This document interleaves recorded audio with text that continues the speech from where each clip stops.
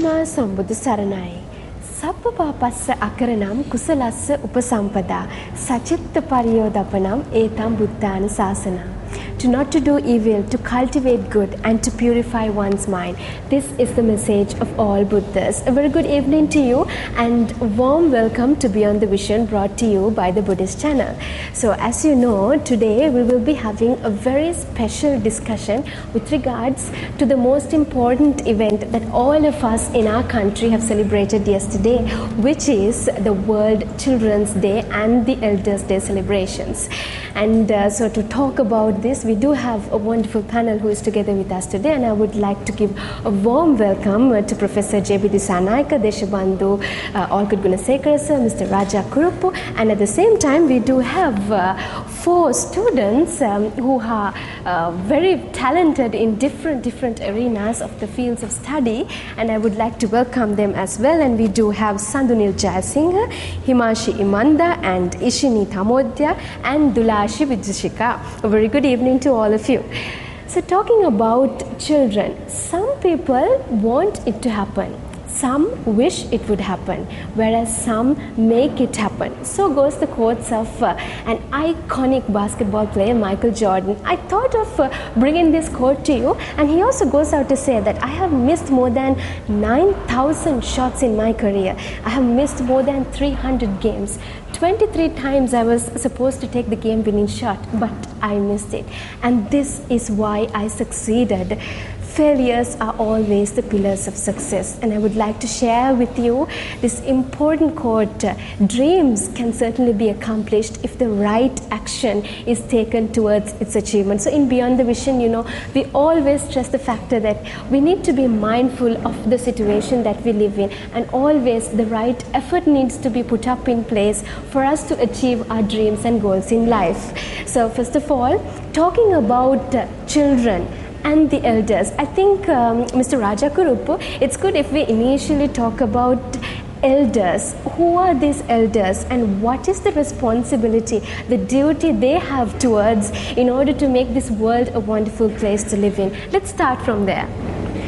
Buddhima, it is good that we are having this discussion today, because yesterday, October 1st, was the day on which we are celebrating the Children's and Elders' Day. Now when we think of these elders, it is stated that it is everyone who is over 60 years of age, that's a standard age that is taken, are considered to be elders. Yes. Now even to enter into some of the homes for the aged, especially of help-age organizations, then they have to be over 60 years of age. That's a rough thing. Now there are various laws that have been enacted to protect these elders. And one very important law that was enacted not too long ago, in the year 2000, was the Protection of Elders' Rights Act number 9 of our parliament. I think we got the initiative, Buddhima, from Singapore, where Singapore made it obligatory for children to look after their parents. So this law, under the law, children are obliged to look after their elderly parents. But of course here when we say elders, it covers not only the parents, Buddhima, but it also covers others, your close relatives and so on, who are in that category, and sometimes even strangers, even strange people whom you don't know, to whom you extend certain considerations, which you don't extend to the young persons, you see. So now one of the main things about these elders is sometimes, of course, the children don't take any interest of them at all. In this aspect, laws are one thing, but apart from the laws, the implementation becomes a little difficult, because under the law, although the children are obliged to look after their parents, there are sometimes persons left on the streets. The parents are left on the streets by the children, and when inquiries are made, the parents are reluctant to disclose. Some of the parents are reluctant to disclose who the children are, because they still love the children, you see, and they don't want them to get into trouble. But of course it has had a very salutary effect. You see, that has a very salutary effect. Of course, more than economic thing, the elders also would like to have Buddhima, the company of their children, company of young people, you see, which sometimes are denied to them, you see.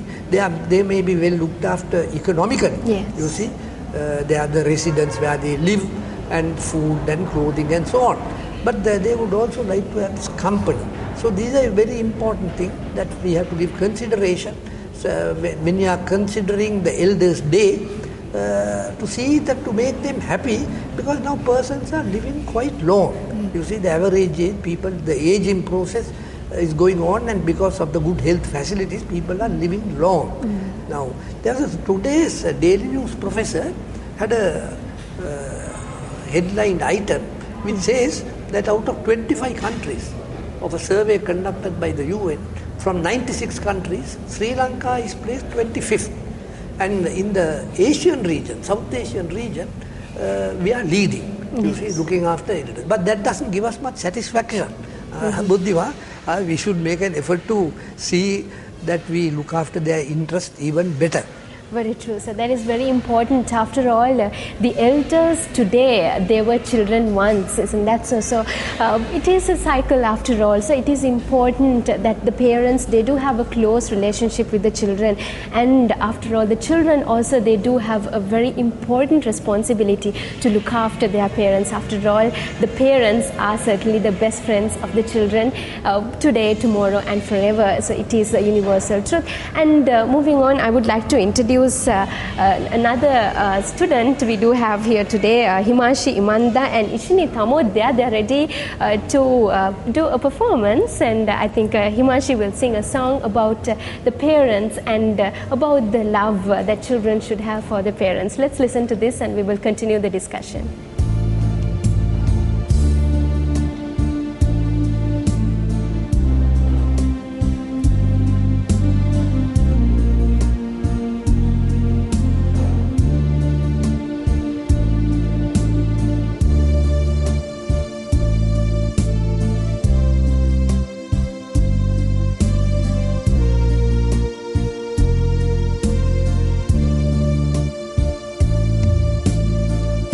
Dear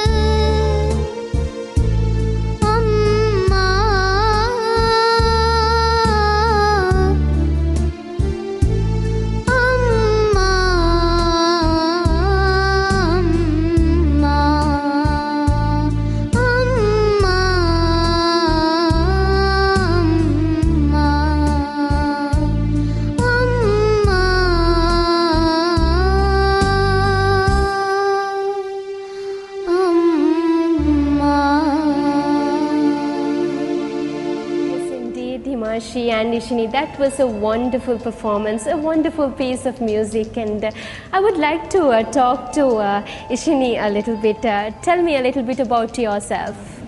I'm Ishini Tamodya, and I'm studying in Gautami Balika Vidyalaya. Now I'm studying in grade 9, and I love music. I love music very much. In my nursery time, I started my music, and as well as I love my mother and my father, and it's my life. All right, that's very interesting and very inspiring, and I would like to move on to Himashi as well. Tell us a little bit about yourself, which school you come from, and what inspired you to get into music. My name is Himashi Manda. I study in Devi Balika Vidyalaya in Colombo. I love music too. My aesthetic subject is also music, but I started art first. I'm not doing art because my sir was dead, so I'm going to music to Rashmi Sangeeta Miss, so I love music too. All right, very interesting, and I think that was a wonderful performance, and thank you very much for that. And moving on to Deshabandhu Gunasekara sir, getting back to the discussion about parents, the elders, how we need to make sure all these children really look after the parents, and we understand the duties and the responsibilities we do have in this society as great people, as great citizens. I think this is very much important, and Mr. Raja Kurupu raised this topic as we went through the discussion. And moving on, sir, yes. Yes, no, we have a big culture, the Buddhist culture.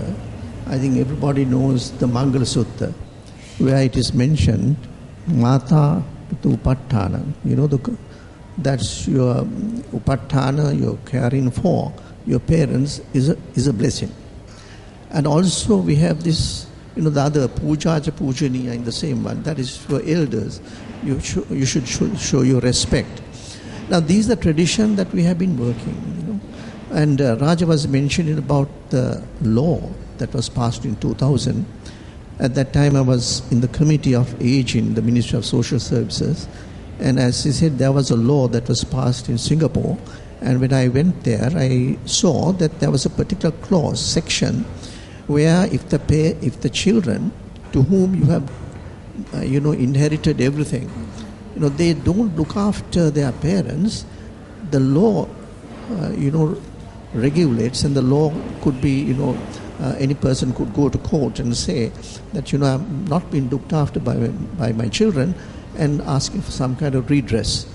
So this, I saw that, and in the committee I mentioned that this particular clause or the section is there, and why not include that? Because the trend, although we have the Buddhist tradition, our tradition has been to care for our parents. There's some erosion with society, with the, I do not know, with the development, they call development, so-called development society, but there's an erosion of values. And this is something that we should be conscious of. And why is there? There is the Universal Day of Elders. This has been declared by the United Nations. And the reason for that, or the objective of that, as I see it, is to focus on the responsibilities of society towards elders. Because, we should know that these are aging society, Right. And it is mentioned that at the moment, say in Sri Lanka also, 11% of our population, it was 9 or 8 to 9, but by 2020 this will be doubled, and there is in Sri Lanka also is aging population, and in the world also there is, they say that by 2025 the elders over 60 years, as was mentioned, will double, and then by 2050 there will be 2 billion. Now the whole population is 7 billion. By that time possibly the population have grown, but 2 billion elders, then 2 billion persons who are over 60 years of age. And it's very necessary that we have the states and countries have laws of this nature to look after, because that's a responsibility of the society. And because when they were, able to do certain things, they, as parents, they looked after their children, and it's because of the care of the parents that it was possible for the children. The growth of children much depends on the parental care, and that's extremely important. So when they age, it's very necessary that society takes responsibility on. And so every year, from a particular year, they have been given a particular theme for the Elders' Day. And 2014, this year, the theme of the celebrations, leaving no one behind, yes. Promoting a society for all. Because especially in the Western world, and it's happening possibly in Sri Lanka also, because when you age, you can't your obligations to society. You find it very difficult because of your aging. Because of aging, there's a decay and sickness and everything. So how can we make them, who have experience, who have been leading, who have given so much to society, how can be made partners of society? So that's something that this year's theme that they are discussing as to how it could be. Now, one recommendation is that why are we having 60 years? Yes. Because now the expectancy of life in Sri Lanka also is over 70. Why is it 60? Why can't we have it 65? And there are certain, say in Sri Lanka also, there are certain professions where the age of retirement, I don't say retiring from life, retiring from your service, government service or anything, is 65, like the judicial profession. And professors of universities, and the universities, but in the government service is 60. So there is, thing is appeal, or in certain countries definitely. I find in the certain European countries, they have already made 65 the age of retirement from this type of service. So these are consideration, because then they become part and parcel of society, right. And they can give their undertake what they have been doing or responsibility they could incur. So the other aspect is the leaving no one behind. Now, it so happens, but I know I sometimes have been thinking on this. Say we had a sort of a joint family system, and in the joint family, all the members, the grandfather's father, all those things have been one. But now it's slightly different. So there is housing. Now even the housing, I have been discussing with the Ministry of Housing, there is no place, a room for the parents. It's a small 1 or 2 rooms, and for the unit. And when they grow old, there is no room in the houses that have been constructed for the parents. Yes. The culture that we had of looking after the parents, but even when you construct your house, you should think on those lines, and even the state has to think on those lines. So it's very important that with an aging population, we have to think of various changes as to how we should look after them. Say an old person coming to Colombo, say even the medical services. I saw an article yesterday in the Island paper. One of the professors of the university was mentioning, why don't we we had a very good system, infrastructure for health. So why is it not possible for us to make the rural hospital? Now, the rural hospital earlier was for maternity, but why don't you look after even the elderly in those, and have that type of, the geriatrics, and then the care, and even the children should be taught as to how to care for your parents, health, because that's in Buddhism also you say jara, that's you feel sick, vyadi. So these are, when you grow old, it's very necessary that the children should know how to, lift your from your parent from the bed. All those things are there. So there is so much to be done, and we have to do that because.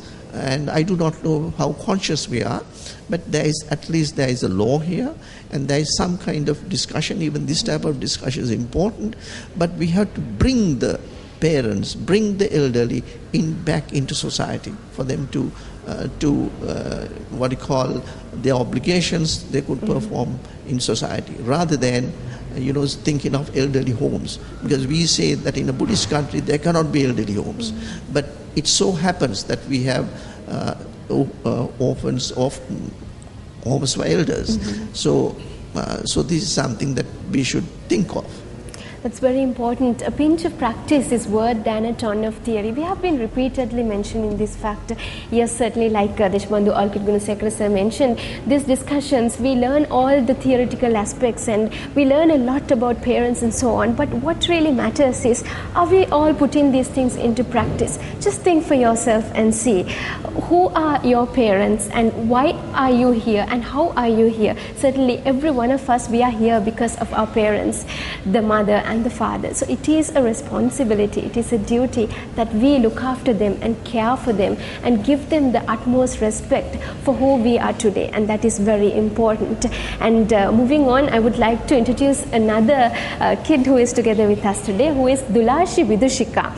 She has her inborn talents when it comes to dancing. So I would like to ask her, tell us a little bit about yourself and who inspired you to get into dancing. We will be taking a look at one of your performances in the latter part of the program as well. So let's talk a little bit. I'm Dulashi Vidushika. I study in Sirimau Bandaranaike Vidyalaya. I'm in grade 11 now. That means I'm doing R levels this year. I started dancing since my childhood, and also I'm doing Candian dancing. Bharata also I'm doing under Mrs. Padmini Manel Dahanayaka Ariyadasa, and Candian dancing under Mrs. Chamila Jayavikrama. My parents helped me a lot, and my teachers, they also helped me. They help me a lot. They are interested. I also interested in this, so they help me a lot. So what is your ambition in life? Talking about your ambition, whom do you want to become? I like to study dancing more and more, and be a good citizen to the country and to do something through dancing. Very good. So we will watch a performance of Dulashi Vidushika. She will be performing a Bharata dance for one of the beautiful songs we have in terms of the love that we need to give for our parents. Let's watch this and we will be right back.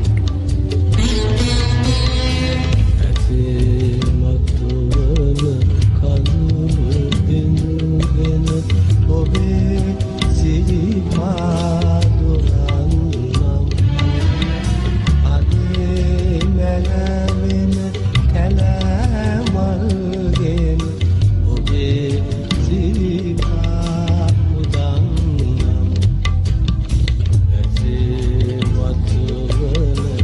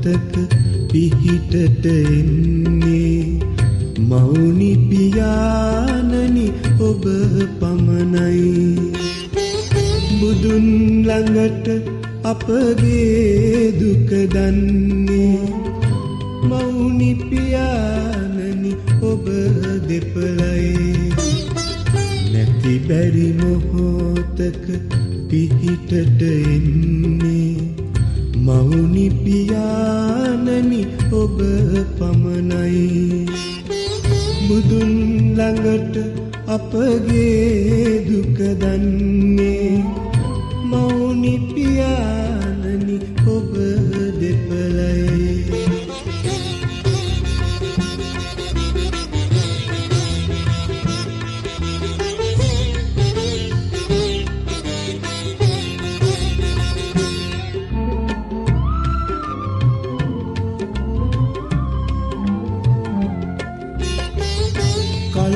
ගණනකින් අප නොදුටුවමුත් උණුසුම අඩු නැත ඔබේ කැදැල්ලේ පරාජයෙන් අප අසරණ වූදා රැකවරණයි ඔබගේ සෙවණැල්ලේ නැති බැරි මොහොතක පිහිටට එන්නේ මෞනි පියාණනි ඔබ පමණයි බුදුන් ළඟට අපගේ දුක දන්නේ මෞනි පියාණනි ඔබ දෙපළයි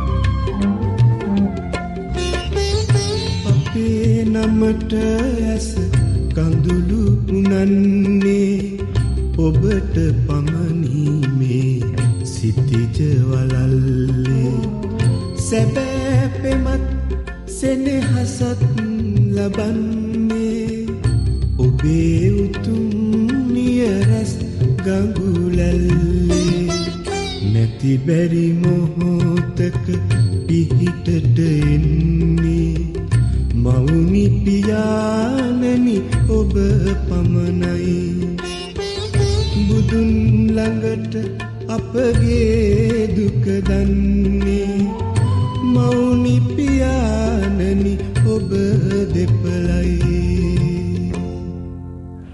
Yes, that was indeed a wonderful performance, Dulashi, and thank you very much for that performance. And I would like to move on to Professor R.G.Senanayaka sir. So we've been talking about parents and the elders and what kind of a responsibility do the elders have for the society, and at the same time, on the other hand, the responsibility that the children have in order to protect these elders without leaving them behind in this aging population. So let's talk a little bit about now, when we take the scenario of the children and the parents both in this busy lifestyles and the busy schedules that people go through, we have seen that the present parents, now we were talking about elders' homes. I would also like to talk about daycare centers. So the parents, they push the children to the daycare centers because they are very busy in their work and so on. So what happens? Perhaps the child ends up in a hostel, and the relationship that the child has with the parents is not happening when we compare back in time the families and the present day families. What do you think about this, sir? Respecting elders is one of our most precious Buddhist values. Now, who is an elder? The discussion on the matter, what is the cut-off point, will 60 or 70, at whatever age, they have a set of elders and like children on this side and elders here, except you. So now, we respect elders not simply because they are of their age, but because of their maturity and wisdom. Simply because somebody goes old, that doesn't mean that, well, no harm respecting them, but in our culture, we respect elders not only because they are mature in age, but mature in thought and wisdom, because they have many years behind them. So now the young children on this side have yet to grow up. But we, three of us are past, I think, 60. So we have over the years acquired a series of experiences and thoughts on that way. So we have to respect them. Now, respecting elders' value. Value is something abstract. It's not a thing. All values are abstract ideas or concepts. So respecting elders is an idea that we value. How do we show this value? How does it is manifested? By means of customs. So to respect elders, we have certain customs that we follow. Verbal customs and other behavioral customs. Now verbally, for example, in our Sinhala society, we do not use certain words for our elders or parents. For example, when we talk normally, we use the words oya, ohe, tamuse, aise to talk to your equals. But Sinhala parents are never addressed by those things. When you ask your mother something, mother, have you had your tea? Mother, where are you going? We simply say, Amma kohede yanne? Mang amma ta adare, never mang oya ta adare. Oya kohede yanne? We don't use in our village. That's our culture. Maybe in the urban areas, they might say but it's a verbal custom in our society not to use the second person pronoun for your parents. I never said, I said, my father, Appachi, Sanipada, Appachi kohede yanne, Appachi tebi wade. Never oya kohede yanne. Mang oya ta adare. We never that. Similarly, when you talk to elders, even in schools now, we use a kind of kinship terms. Elders are called Mama, Nanda, if the very elderly ladies, Archie, Atta, Siya, they are not really blood relatives. Yes. But we like to call them in that way. Call that respect. That's the only respect. term you don't use is Tata. Yeah. Since there's one Tata, one father, that is the only taboo. You can call anybody else Tata. But others can be said. Yes. Even in schools, in Buddhist schools, the young ones call their seniors Ayya or Akka. So very nice. So that's how to respect elders.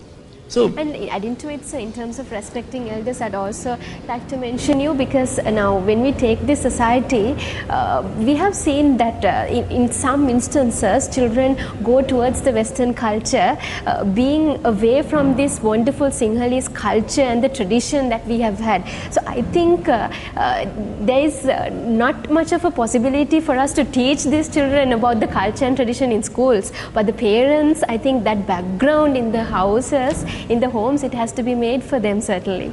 Yes, values and customs are to be set by example. Knowledge can be given in the classroom by the teachers, but other values must be inculcated by example.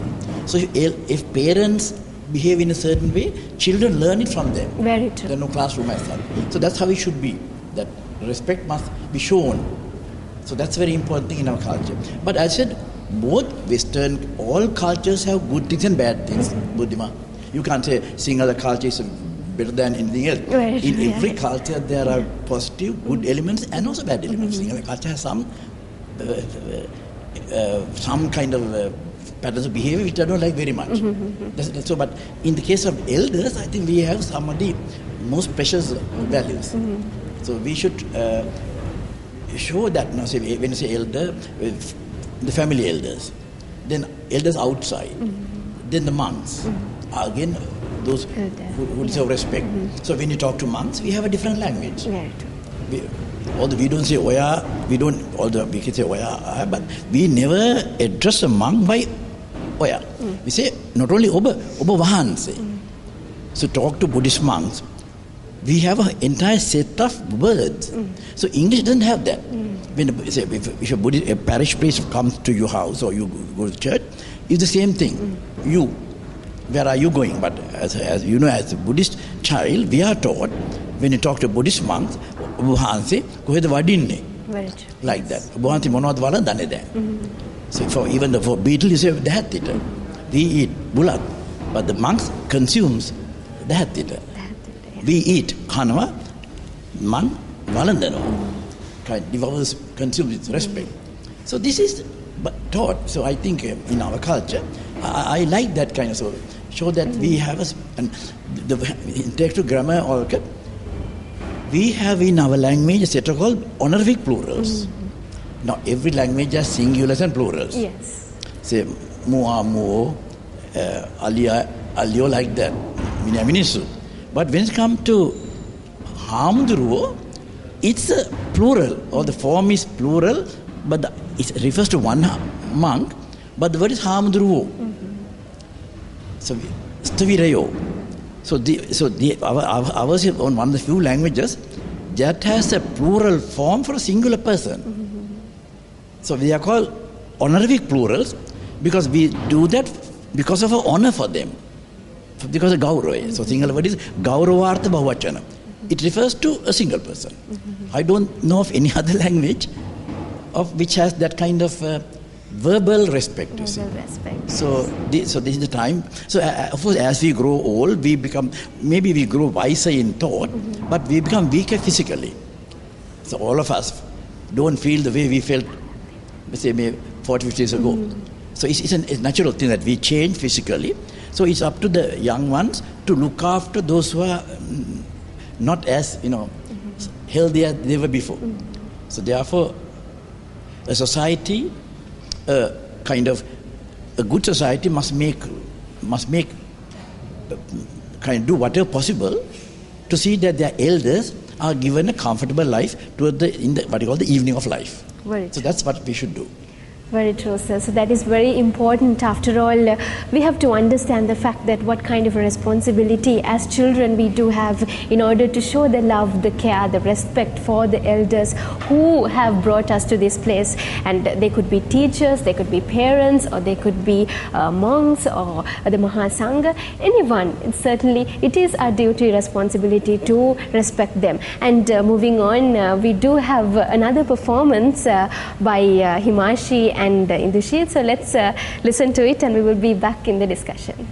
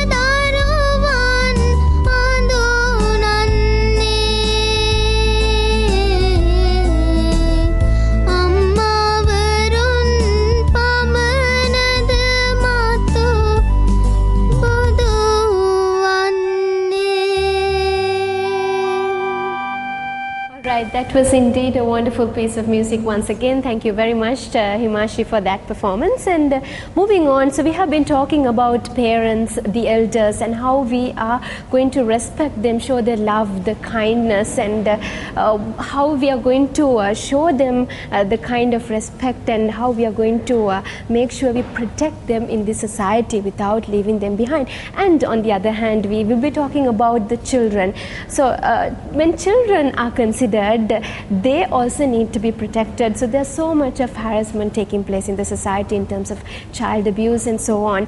And at the same time, when globalization is considered, with the industrial revolution, there's so much of technological advancement taking place in the society, in the country.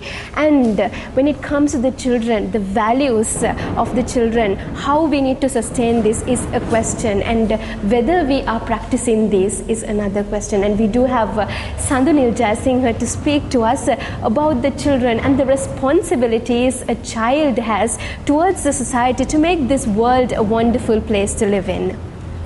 Thank you, Buddhimaka. And it's an honor for me to talk here with such an intellectual panel, first of all. Now, talking about the well-being of children should be one of the most cherished aspirations of humankind. So, when we look at the society today, we see this kind of a scenario which sometimes children, maybe youth, young adults, it seems like they're getting distracted from their families. Now, it seems like maybe due to the high competition we are having today, maybe due to the technological aspects, they are getting a little bit away from their family. Now, family is the basic structural unit of. So, when this is happening, so there will be, that will result towards some moral decadence. And at the same time, Sri Lanka being a Buddhist country, I believe that our lives should go along with Buddhism. Now, Buddhism is like the greatest gift we have been bestowed with as Sri Lankans. So, Buddhism is more of a science actually, because our intellectuals see it as a science. It's the science of mind. Lord Buddha stated how to have the clarity of mind, how to have an improved agility in the mind. So the problem here today is whether as the children, whether the young individuals, do they get enough exposure to our Buddhism? Do they get along with the Buddhism? Maybe due to the competition or globalization, maybe they have faced with some material, so they get a little bit away from learning about our culture or learning about the Buddhism. So talking about the children, we should also pay attention to learning about the culture and of course the creativity, because I believe learning about our own culture or improving our creativity should be paid the same attention as we pay towards any other form of literacy or what do we call intelligence. So I believe we should, as children, we should have a sound knowledge of our own culture, because it's my honor to quote you, sir, Professor J.B. Disanayaka, understanding the Sinhalese, one has to learn to decode the culture of Sri Lanka. So culture speaks as a silent language. So that's where the importance is. At the same time, we are living in a society where sometimes children are stigmatized, like making a fault or having something done wrong is the worst thing we could really make. So I think that's not that accurate, that's not that right, because that's about the creativity. If you're not ready to be wrong, if you're not all right with being wrong, you will never come up with something original. So it's again about creativity. So if you are raised with frightening of being wrong, when you are an adult, sometimes you might have lost all your creative capability of thinking, of being a thinker. So to quote Pablo Picasso, all children are born artists. The problem is being an artist as we grow up. Now, I see the main reason for this scenario may be when children grow up, sometimes the society try to educate them only based on the things which matters as an academic ability. Academic ability is of course very important, but I believe because this world structure of education has been introduced to meet the requirements of the Industrial Revolution. So maybe due to that, we have a hierarchy. We have a hierarchy of subjects. So, truthfully, what happens is, now when children grow up, the society or the education starts to educate them based on the things which matters as an academic ability. So maybe there's a reason for this, because the current education system has been introduced to meet the requirements of the Industrial Revolution. So we have a hierarchy. But I believe this hierarchy is of course important, but I believe if we could add some more cultural aspects to it, add some more qualitative, add some more humanities to these subjects, that would be better. So we can make a better world with some moral good disciplines. At the same time, did you know, Buddhimaka, like today an average person spends around 4 years looking at a display of a mobile phone. And at the same time, an average person spends 9.1 years watching television. So that's all about globalization. So we have been again introduced with these technologies. So they have taken part of our lives. So what I believe about the technology is this. Now, technology is a good tool if we use it wisely. Now, we should have the ability of scrutinizing it, we should know what is wrong and what is right. Now, it has been also stated in the Buddhism, if we take the sutra like Kalama Sutra, Lord Buddha has stated how to scrutinize things, how to get the right from wrong. So, technology would be a good tool, but if we allow it to be a master, it will destroy us as well. That was a great inspiration that you gave us in terms of as to how we need to build up the cultures in the society and make sure each one of us individually, we do have a responsibility, a duty to make this world a wonderful place to live in. And moving on to Mr. Raja Kurupu, I would like to ask you to give a final message for our viewers in terms of celebrating the World Children's Day and the Elders Day, how we are going to step up together, holding hands together, creating this world a beautiful place. First, I would like to congratulate our young student for the very effective manner and good command of the language that she made this presentation. So that gives us Buddhima confidence in the younger generation as elders. Now he was mentioning about the exposure to the Dhamma, the exposure to the Dhamma of children. Of course, there are these Dhamma schools that are there and they are well attended. Of course, the practice of the Dhamma also should not be neglected, as you have been always mentioning, Buddhima. You see, just the theoretical knowledge of Buddhism is not enough. You see, you have to go beyond that. So in summing up this thing with regard to children, this violence against children should be prevented. Violence is not always necessary, although legally you are not permitted to hit children, and now even in schools the teachers are prohibited from hitting children. Now it is not necessary to always engage in violence. Now parents at home could punish a child without violence, without hitting them, by depriving them of something that they like and mentioning it to them in a very friendly chat that we are depriving you of this not because we like it, we are not happy about it, but just to correct you. Then how good that is. The child will also be in a frame of mind to accept it. Then these laws, of course, are not insufficient, Buddhima, for this kind of thing, because although the laws are there, most of the violence against children takes place in the home, the seclusion of the home. So these things do not come to light unless somebody makes a complaint. Then of course some of the parents are overseas, especially the mother, the key figure. And when they are overseas, the children are neglected. And sometimes there is also child abuse, you see. So these are things from which we should correct ourselves and be vigilant to ensure that children are safeguarded in their formative years. Thank you very much, sir, and that was indeed a great inspiration, talking about children and elders. So all of us, we do have a great responsibility to make sure that we do our part and we play our part as a duty and a responsibility, and make sure that we make this world a beautiful place. And that is how we can certainly walk in this eternal path and achieve the highest goal of Nibbana.